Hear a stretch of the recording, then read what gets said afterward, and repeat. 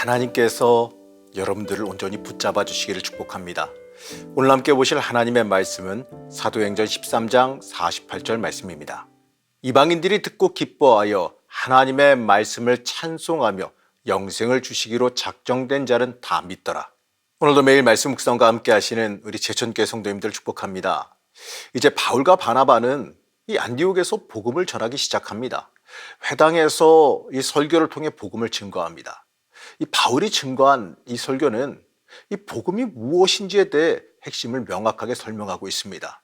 오늘 이 시간 이 바울의 설교를 통해 우리의 신앙을 점검해 볼 수가 있습니다. 이 바울이 말하는 복음의 핵심은 23절에서 시작합니다.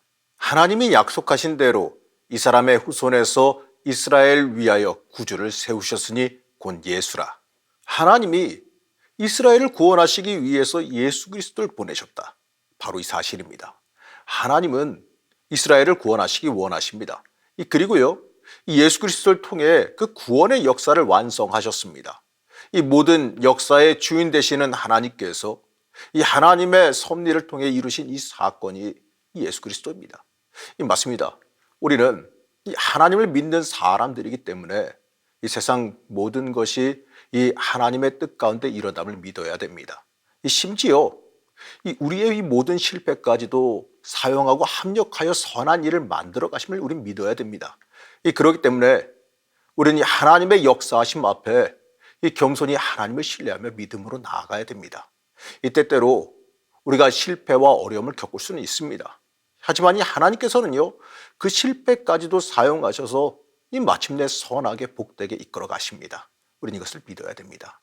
그렇기 때문에 이 실패와 어려움 가운데서도 실망하지 말고 하나님을 강하게 붙잡아야 됩니다. 이 역사의 주인 되신 하나님께서 우리의 이 생사화복까지도 다 주관하고 계신다는 그 사실을 믿어야 됩니다.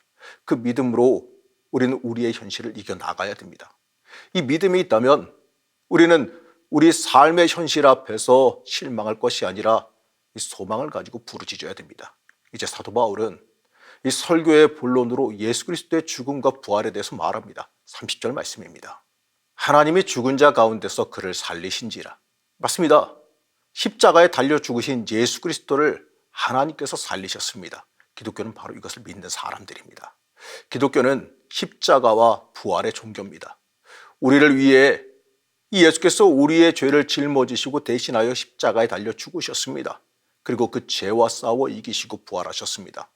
바울은 이 모든 것이 우리를 향한 하나님의 놀라운 계획과 섭리 가운데 이루어졌음을 말합니다. 맞습니다. 그렇기 때문에 이 예수님의 십자가와 부활은 우리를 위한 복음입니다. 우리는 이것을 믿음으로 인해 구원받았습니다. 이제 우리는 우리를 죄에서 구원하시고 이 영원한 생명을 주시려고 오신 예수님을 힘입어 죄사함을 받고 의롭게 되었습니다. 우리가 양 같아서 그릇 행하여 각기 제 길로 갔지만 예수님은 우리의 모든 죄를 담당하시고 십자가에서 보혈을 흘려주셨습니다. 그리고 다 이루셨다고 말씀하셨습니다.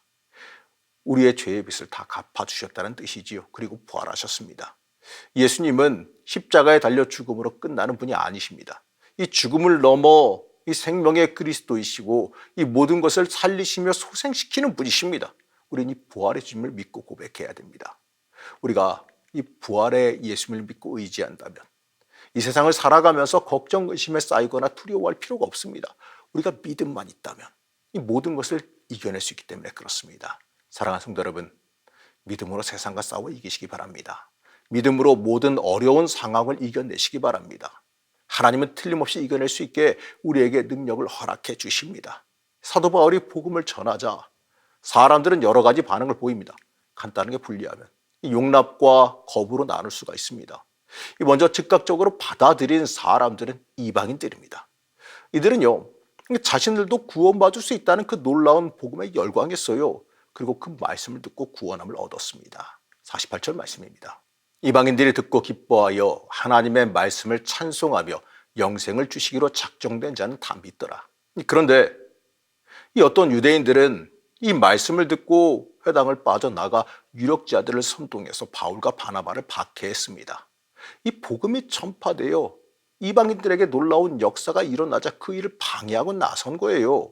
이들은 이 자신들만 선택됐다는 그 생각에 이방인들이 구원받는 것을 용납하지 못했습니다. 우리는 이들의 모습을 보면서 우리 스스로를 돌아봐야 됩니다. 혹시라도 이 나만 복받아야 한다거나 이 나만 특별하다는 착각에 빠져있지 말아야지요. 우린 다른 사람이 복받는데 복의 통로가 돼야 됩니다. 그리고 이 모든 일 뒤에 이 제자들의 상태가 어땠는지 성경은 이렇게 말합니다. 제자들은 기쁨과 성령이 충만하니라. 복음을 증거하고 이 주의 일을 감당하는 제자들은 기쁨과 성령이 충만했습니다. 이 주의 일을 감당하며 박해를 당하기도 하고 어려움을 겪기도 합니다. 하지만 이 그 모든 일 가운데에도요, 그들은 기쁨이 충만했고 성령이 충만했습니다. 인생이 무엇을 위해서 살아가야 할지를 명확하게 알기 때문에 이 어떤 일이 있더라도 하나님을 위한 삶을 살아간다면 그것 그 자체만으로도 기쁨이 충만한 겁니다. 그리고 성령이 충만했다고 말합니다. 이 성령이 충만하다는 것은 이 성령께서 나를 지배하시고 이끄시기에 나를 내어 놓았다는 뜻입니다. 맞습니다. 이들은 하나님께 인생을 온전히 내어드렸기 때문에 인생 자체가 기쁨이 충만했던 거예요. 우리는 예수를 위해 살아가야 됨을, 복음을 위해 살아가야 됨을 잊어서는 안 됩니다. 우리는 복음 증거하기 위해 살아가야 돼요. 말씀의 통로가 되기 위해 살아가야 됩니다. 나를 이끌어 가시는 그 하나님의 섭리를 의지하고 믿음으로 매 순간을 살아가야 돼요. 그렇게 살아갈 때 우리의 인생에 하나님께서 주시는 기쁨이 충만할 것입니다. 이 기쁨은 이 세상에 주는 기쁨과 비교도 안 되는 엄청난 기쁨이에요. 그러기 위해서 우리는 성령 충만해야 됩니다. 우리가 성령 충만하게 되면 이 어떠한 어려움이 오더라도요, 이겨낼 수가 있고 그 가운데 소망이 충만하게 됩니다. 사랑하는 성도 여러분, 이 바울이 전한 오늘의 말씀은 참된 복음을 담고 있습니다. 이 말씀을 깊게 묵상하시면서 이 나를 향한 하나님의 사랑과 인도하심에 감사하시길 바랍니다. 그리고 성령 충만하여 주께 쓰임 받기를 소망하시기 바랍니다. 이 주께 쓰임 받듯이 이 주께 쓰임 받음이 이 하나님의 섭리 위에 있음이 우리에게 큰 복입니다. 오늘도 이 큰 복을 누리며 살아가시기를 시간 간절히 축복합니다. 우리를 구원하신 하나님, 우리의 죄악을 사해 주시고 우리를 하나님의 섭리로 이끌어 가심을 우리는 믿습니다.